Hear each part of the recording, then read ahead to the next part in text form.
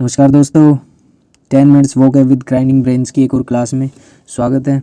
English के कुछ vocab और कुछ इडियम फ्रेज वगैरह इस क्लास में करते हैं हम रोज़ 10 मिनट में, ताकि आप पूरे दिन में कुछ ना करें तो 10 मिनट की छोटी सी क्लास आपको थोड़ा कंटेंट दे सके। तो चलिए शुरू करते हैं बिना देरी किए हुए।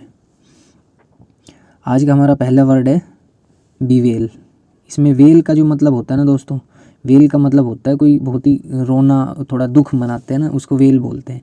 एक तो वेल होता है WELL, उसका मतलब तो सब कुछ ठीक हो गया, और ये वेल है, इसका मतलब है सब कुछ ख़राब हो गया, तो कोई रो रहा है, दुख मना रहा है, ठीक है।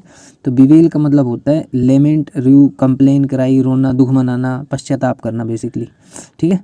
तो जब कुछ वेल नहीं होता है तो बीवेल हो जाते हैं हम, जब कुछ वेल नहीं होता है तो बीवेल हो जाते हैं ना, दुखी हो जाते हैं। तो ऐसा करके हम याद कर सकते हैं। इसके बाद आता है हमारा बैशफुल। बैशफुल का मतलब क्या होता है? बैशफुल का मतलब होता है वो लोग जो बहुत ही शर्मीले टाइप के होते हैं ना, जो कहते हैं बस बस बस करो, और नहीं चाहिए, और नहीं चाहिए। तो कैसे याद कर सकते हैं इसको? देखिए, जब हम कहीं खाना खाने जाते हैं तो हम क्या कहते हैं? अरे बस बस, और मत दो, और मत दो, अरे हो गया। तो कई शर्मीले टाइप के लोग रहते हैं ना, तो वो बैशफुल होते हैं, ठीक है। बैशफुल का मतलब है जो टिमिड है, शर्मीले हैं। तो इसके सिनोनिम्स शाई, टिमिड और डेम्यूर, ये दोनों अच्छे वर्ड है, काफ़ी बार पूछे जाते हैं, तो इनको भी आप नोट कर सकते हैं। इस क्लास के इन वर्डों के आप नोट्स बना सकते हैं दोस्तों, ताकि बाद में जब आप रिवाइज करें तो आपको जल्दी याद हो जाए। अगला वर्ड है बसल।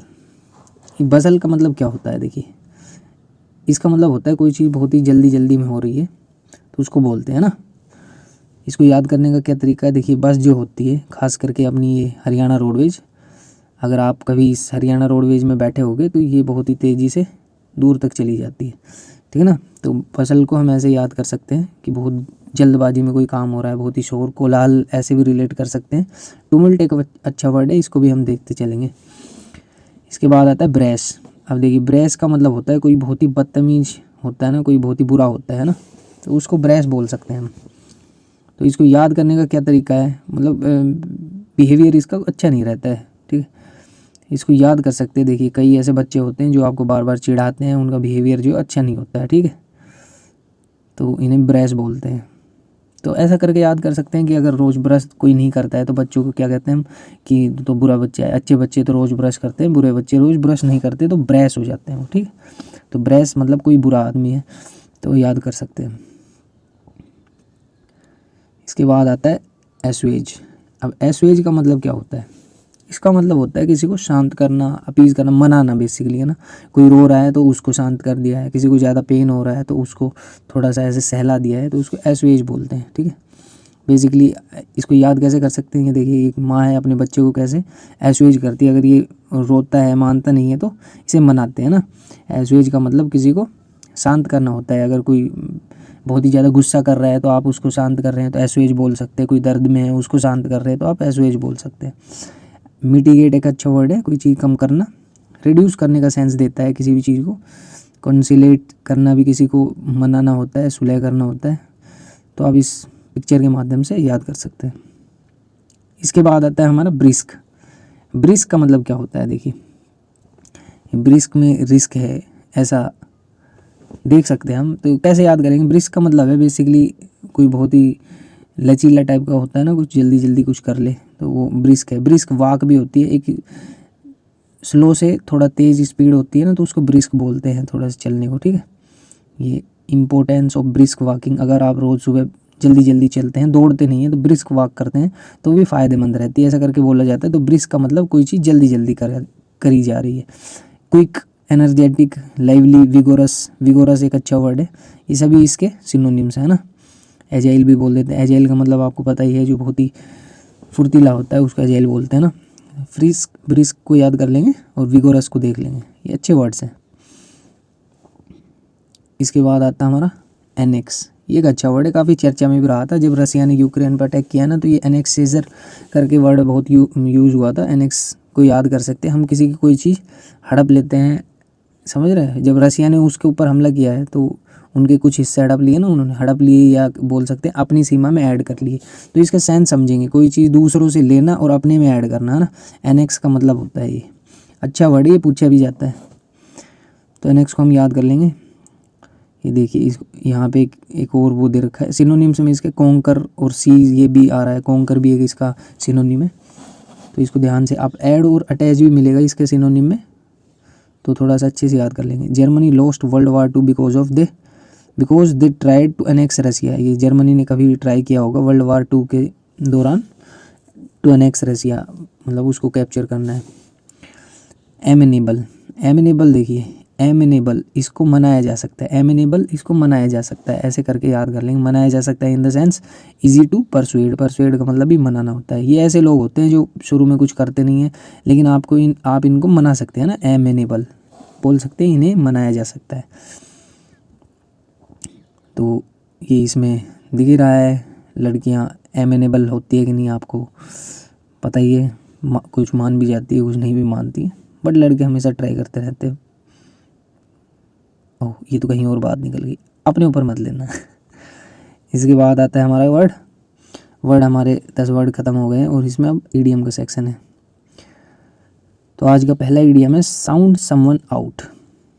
ठीक है, साउंड समवन आउट का मतलब है आस्क समवन हिज और हर ओपिनियन, किसी से उसकी राय लेना। साउंड समवन आउट मतलब किसी से कुछ बुलवाना, हाँ भाई तू इस बारे में तेरा क्या मानना है, तेरा क्या सोचना है, ऐसा करके पूछते हैं ना आपका क्या मानना है। तो साउंड समवन आउट को हम याद कर सकते हैं किसी से उसकी ओपिनियन लेना। योर ओपिनियन काउंट्स, जैसे कोई पूछ रहा है तो साउंड समवन आउट आप समझ ही रहे हैं, किसी से उसकी बात पूछना कि हाँ भाई ये इस बारे में आपका क्या विचार है, ऐसा करके हम याद कर सकते हैं साउंड समवन आउट, समझ जाएंगे एक बार। शोर का मतलब होता है जब कहीं दर्द होता है ना तो वहाँ उसे शोर बोलते हैं, और शोर पॉइंट मतलब कि जहाँ दर्द भी हो रहा है। शोर पॉइंट मतलब दुखती नस जिसे बोलते हैं ना, दुखती नस पे हाथ रख दिया। वल्नरेबल पॉइंट जहाँ पे और भी दर्द हो सकता है, ऐसा जैसे कि इस पिक्चर में इसकी कोहनी पे दर्द हो रहा है तो ये इसको शोर पॉइंट बोला जाएगा। शोर पॉइंट मतलब दुखती नस। इसके बाद आता है हमारा रन ऑफ द मिल।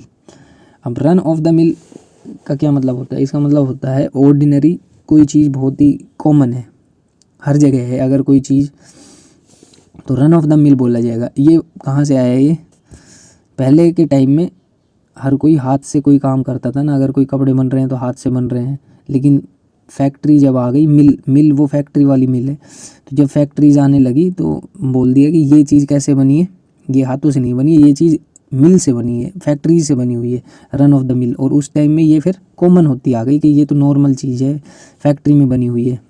आज भी हाथ से बनी हुई चीज़ों को स्पेशल माना जाता है। तो रन ऑफ द मिल का मतलब है बहुत ही ऑर्डिनरी चीज़, समथिंग वेरी ऑर्डिनरी और नॉर्मल। ठीक है, इसके बाद आता है रन आउट ऑफ स्टीम। अब रन आउट ऑफ स्टीम का मतलब क्या है? स्टीम जो है ना अगर आपके अंदर है, ये स्टीम वर्ड जो है जोश को दर्शाता है। ठीक है, रन आउट ऑफ स्टीम का मतलब है टू बिकम लेस एंथुजियास्टिक। ठीक है, किसी चीज़ के बारे में अगर आपका जोश, जैसे आपने तैयारी शुरू की है, कुछ दिनों के बाद करने के बाद आप रन आउट ऑफ स्टीम बोल सकते हैं कि अब थोड़ा जोश ठंडा होने लगा है, या फिर मतलब कि आप थक रहे हैं किसी चीज़ के बारे में, अब आपका वो जो बोलते हैं ना थोड़ा सा किक नहीं मिल रही है कोई काम करने में, तो रन आउट ऑफ स्टीम हो चुके हैं। जैसे कई पढ़ के बोर भी हो जाते हैं, लेकिन बोर हो जाएंगे तो कहीं ना कहीं अपना ही नुकसान है, तो हमें लगे रहना है, रन आउट ऑफ स्टीम नहीं होना है आपने को। जैसे कि आप देख सकते हैं कई बच्चे ऐसे ही सो जाते हैं पढ़ते पढ़ते, तो उनका जो जुझारूपन है वो कम हो जाता है। इसके बाद आता है हमारा पुल अप योर सॉक्स। अब देखिए पुल अप योर सॉक्स ये कैसे आई?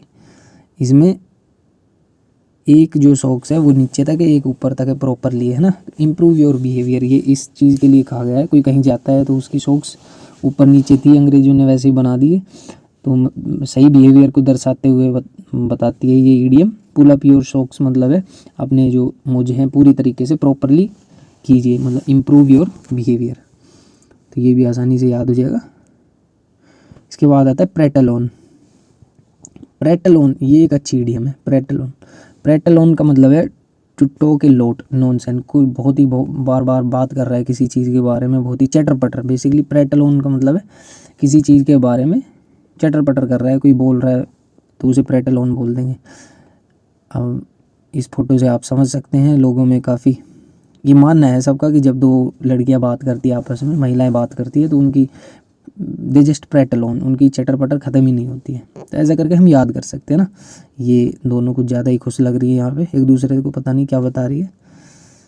तो बहुत बहुत बधाई, आपने आज की क्लास भी कंप्लीट कर ली है। ये आप सबका अचीवमेंट है। 10-10 मिनट में अगर आप कुछ सीख के जा रहे हैं यूट्यूब से, टाइम पास नहीं कर रहे हैं, तो अच्छी बात है। कुछ अच्छे वर्ड्स, ऐसे वर्ड्स हैं ये जो बार बार रिपीट किए जाते हैं, तो आपका रिवीजन हो जाता है इस चीज़ से और आपको कुछ नया सीखने को मिलता है। होप तो रोज़ की तरह ही ये स्टार्स आपको ये याद दिलाते हैं कि आपको भी ये स्टार चाहिए, आप भी इन्हीं में से एक स्टार हैं, समझ रहे। तो चलिए लगे रहिए और बस पढ़ते रहिए दोस्तों अपनी किताबों से, और ज़्यादा इधर उधर टाइम वेस्ट मत कीजिए। शुक्रिया, धन्यवाद, मिलते हैं अगली क्लास में।